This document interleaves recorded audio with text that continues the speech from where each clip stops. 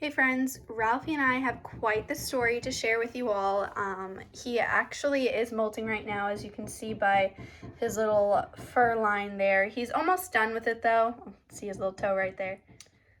So essentially, this video is going to be a bit of a story time, as Ralphie recently experienced his first bout with gastrointestinal stasis or gas blockage. The diagnosis was never truly concerned, but both kind of have to do with each other. So I'm going to kind of go through that story of how we notice symptoms, some home remedies that you can all try before rushing your animal off to the hospital, and then tell you a little bit about Ralphie's hospital experience because he did end up in one, and then aftercare once you bring your beloved bunny home from the vet.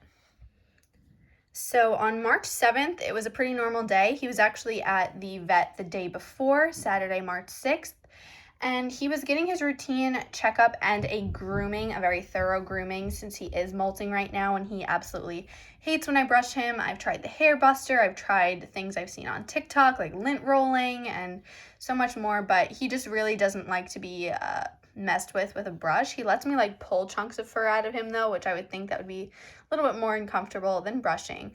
But anyway, so he got a clean bill of health at the vet that day, so I didn't think anything remotely dangerous was going to happen to him. I thought he was perfect, as the vet had said he was perfect. And before anybody wants to say anything about my vet, she's wonderful. She's done surgeries on my birds. She did Ralphie's neuter. She's a very, very well-trusted exotic where I live. So the day after the vet, he was fine in the morning, ate his breakfast, was eating his hay, he was pooping, he was doing great. So this is where I really think it was probably a gas blockage more than anything because of how it really turned on a dime like that.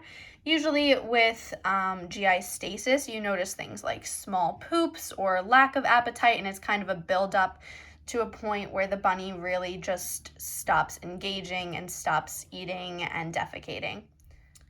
So it was noon and it was time for me to give him his lunch. He was going to have some romaine lettuce and parsley that day.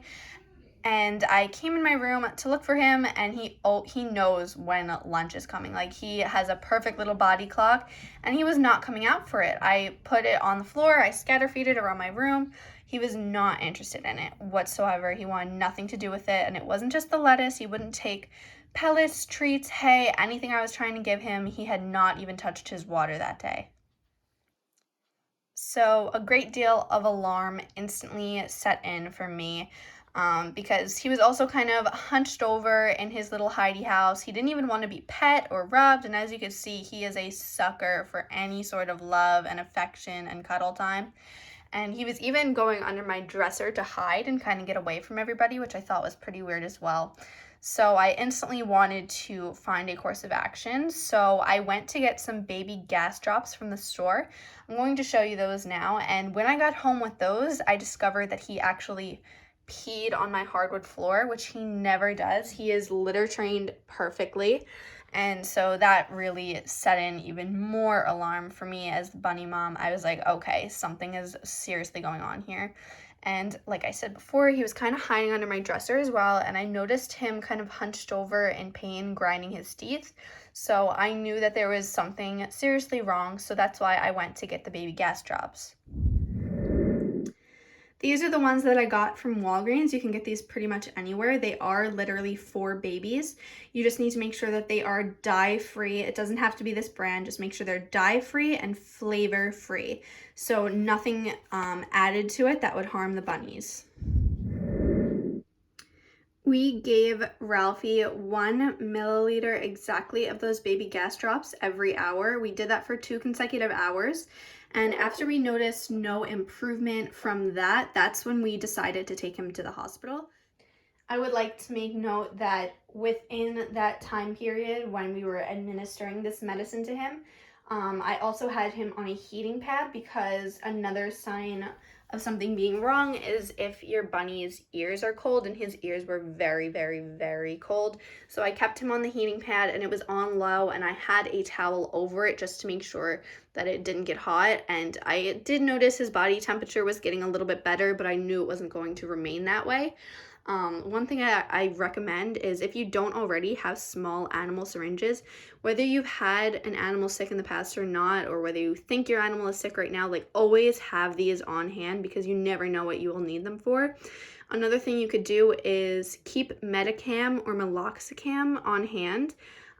He had Medicam after his neuter surgery back in October, and my bird had a tumor removed in November and then again in December, so we had Medicam on hand for her as well. So I planned on administering some of that to him just so he could stop teeth grinding and maybe feel a little bit better. But like I said, after this wasn't really working, the baby gas drops, I was like, okay, I just want to take him to the hospital. And of course, if it was a Sunday, so my vet wasn't open. No regular exotic vets were open, so we had to take him to a hospital. The bill was a whopping $904, and we are still trying to financially recover from this. He stayed overnight at the vet, and he was given IV fluids because he was dehydrated. He was fed critical care and a whole bunch of pain management medications, and he overnight ended up pooping, but he wasn't eating on his own, but he was given back to me the next day, which was Monday, March 8th. I do not want to make it seem like I'm asking for anything, but also linked in the description of this video is the GoFundMe that we've had up for a while now to help pay for Ralphie's vet bill. Now, that was just from the overnight stay. I transferred him to his exotic vet the next day, and that was only $100-something, so I obviously didn't add to the GoFundMe total goal. But yeah, if you could help in any way, like that would be wonderful. And I also have my Etsy shop link in the description of this video as well, where I sell rabbit treats and stickers and paintings and decorations and even candles. We're really trying to branch out to other things as well, such as small pet toys. I'm grateful to have had the resources to pay that at the time that I needed to pay that bill. Not everyone does, and I know that's why a lot of people prefer home remedies first. So if you can, try the baby gas drops first. You can also try to administer water through a syringe. We tried that with Ralphie as well. If they didn't drink any water that day, that could definitely help. I wouldn't really recommend giving the Medicam if they have an empty stomach. Like if this is something that has been going on for a while with your pet, and you really shouldn't let it go that long. You should try to get them to a vet if none of your home remedies are working. But if your pet really hasn't been eating, I don't suggest the Medicam because sometimes that could inflame their stomach or damage their organs. So what I really would suggest is having critical care, Oxbow critical care on hand at all times. I just need to cover this because this was given to me by my exotic vet. This is the natural papaya flavor, and it's critical care fine grind herbivore, and it actually comes with a scoop inside, and you just like mix it with water. And they gave me syringes to feed him that the day that I took him home after the hospital and after visiting with his regular exotic. But they felt that he was doing absolutely fine and he could come home with me that day.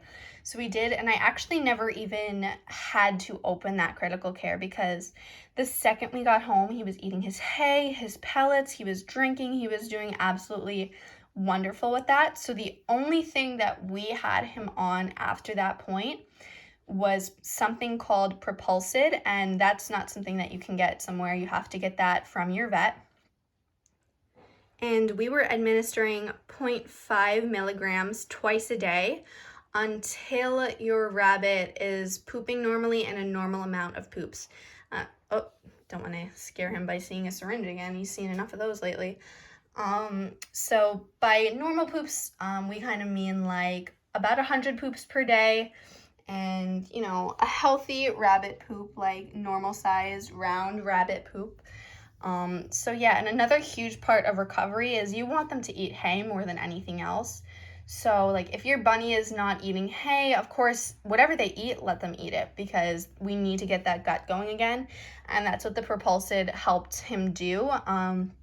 He didn't really like the flavor of it. They flavor it with honey at my vet. He didn't really like that, but he doesn't have a problem with Medicam. But they didn't give him that because they suspected he wasn't even in pain anymore. He recovered very, very well, and I brought him in early enough where he was able to make it. Not all bunnies survive GI stasis or gas blockages, and sometimes that's, that's their own fault for like hiding their symptoms for too long, and not everyone can afford to take their bunny to the vet or notice that there's something wrong with their bunny. So you really need to be proactive, especially in molting season. That's when these things happen more often. And sometimes stress in general, like stress from traveling, stress from vet visits. So those are all factors you need to consider, and that's why I recommend keeping all these sorts of home remedies on hand. So if you notice something happening, you can do something about it rather quickly rather than later and have it be too late. I've heard a lot of very, very sad stories with people losing their bunnies to things like this. And I think that's what kind of forced me to be a little bit proactive and take him to the vet that day, because nighttime was approaching and I didn't want to have to rush him in at like 3 in the morning and then have it really be too late, like I said. A little trick that we discovered with the medicine, I had like a glass plate, and what I did was I smashed up like a teeny tiny piece of apple, like smaller than my pinky nail, just to kind of get that flavoring out of it. And I took some of that juice and I put it on the glass plate, and then I squirted his dose of the Propulsid on that, and I swirled it together, and he gobbled it up like instantly without fail for the 3 or 4 days that he was on it.